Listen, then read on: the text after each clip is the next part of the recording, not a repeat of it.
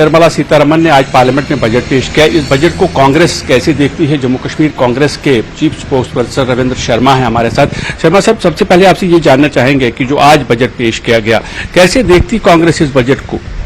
देखिए, कुल मिलाकर के तो निराशाजनक ही है।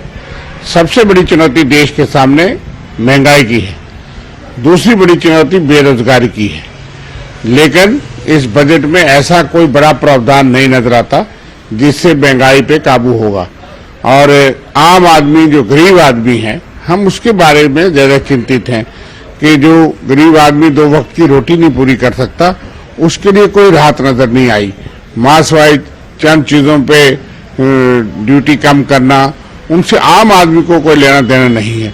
बेरोजगार लोगों के लिए 2 करोड़ का वादा मोदी सरकार ने किया था 2014 से, लेकिन उसमें भी सिर्फ 47 लाख नौजवानों को स्टाइपेंड देने की बात हुई है। इसका मतलब रोजगार नहीं है और रोजगार बढ़ाने का कोई बड़ा पहलू इसमें नजर नहीं आता और महंगाई पे कोई ऐसी राहत नजर नहीं आती। टूरिज्म की बात की गई, उसमें यह कहा गया कि जो टूरिज्म है, एक नया ऐप लॉन्च किया जाएगा। जम्मू कश्मीर अगर देखेंगे, ये टूरिज्म के लिए माना जाता है और टूरिज्म एक बहुत बड़ी इंडस्ट्री है, जैसे लाखों लोगों का रोजगार उसके साथ जुड़ा हुआ है, तो उसको बेनिफिट तो होगा। आप कैसे ये कहते हैं कि जम्मू कश्मीर के लिए कुछ खास नहीं? देखिए, जम्मू कश्मीर फोकस्ड कुछ खास नहीं है, ये तो सारे देश के लिए। वो तो ऐप लॉन्च होगा। जम्मू कश्मीर को तो वैसे ही जानते हैं कि जम्मू कश्मीर में अगर अमन शांति हो तो यहाँ खुदा खुद टूरिस्ट आता है, यात्री आता है। लेकिन सबसे बड़ा जो आंकड़ा गिना जाता है, जब टूरिज्म का आंकड़ा गिना जाता है, आजकल धार्मिक यात्रा को भी जो है पिलग्रिमेज टूरिज्म कहा जाता है।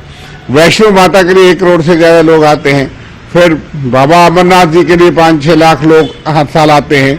इसी तरह से और कुछ यात्री आते हैं। वो मिला करके आंकड़े बताए जाते हैं कि टूरिज्म बहुत बढ़ गया जम्मू कश्मीर में। टूरिज्म शांति होगी, अमन होगा, लेकिन इंफ्रास्ट्रक्चर की बहुत बड़ी कमी है।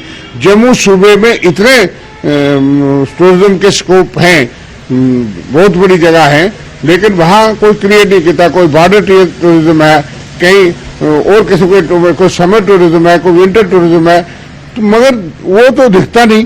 तो जब तक ऐप लॉन्च करने से होगा कि भाई आप वहां जाइए, ये वहां है, लेकिन वहां इंफ्रास्ट्रक्चर होना चाहिए। हम देख रहे हैं जैसे शिवखोड़ी है और कई श्राइन्स हैं, हमारा बुढ़ा अमरनाथ तक है। कोई गवर्नमेंट की तरफ से धार्मिक जो पिलग्रिमेज है, छोटे छोटे स्थान है, वो भी एक टूरिज्म का हिस्सा है, लोगों की इकॉनमी बनती है, लेकिन उस पर कोई पैसा खर्च ना हुआ है और ना होता है। इसी तरह से जो इंफ्रास्ट्रक्चर क्रिएट करना है, टूरिज्म एक बहुत बड़ा जम्मू कश्मीर का साधन हो सकता है, लेकिन फंड्स तो उसके लिए नहीं रखा। सिर्फ ऐप लॉन्च करने से क्या होगा? मैं नहीं मानता उससे जम्मू कश्मीर का भला होगा। लेकिन जम्मू कश्मीर में बहुत सी कनेक्टिविटी के शोधन है, बहुत सी प्रमोशन ऑफ जो रेलवे हैं, पुंछ तक रेलवे लाइन का हमें बड़ी उम्मीद थी, लेकिन वो कहीं नहीं पहुंची। इस तरह से रोड इंफ्रास्ट्रक्चर में बहुत से चीजें जो यूपीए ने शुरू की थी वो आगे बढ़ रही हैं, लेकिन उस तेजी से काम नहीं हो रहा, उसमें कोई पैसा नहीं रखा गया।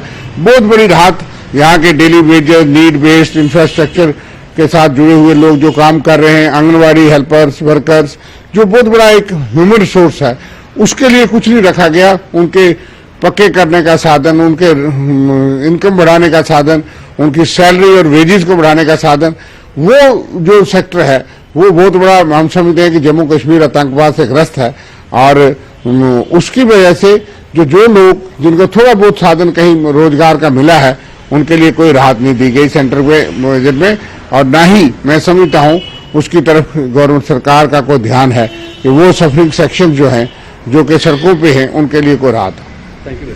तो ये थे कांग्रेस के chief spokes person Ravindra Sharma, जिनका ये कहना है कि बजट में इतना कुछ खास नहीं है जम्मू कश्मीर के लिए। हालांकि हमने उनसे ये भी पूछा था कि जो टूरिज्म के बारे में जो कुछ बातें की गई हैं, एमएसएमईज के बारे में जो बातें की गई हैं, लेकिन कांग्रेस को शायद अभी भी ये लगता है कि जितना कुछ बजट में दिया गया है वो कम है। कैमरामैन बंटी के साथ मनोज कौल, न्यूज़ 18 जम्मू।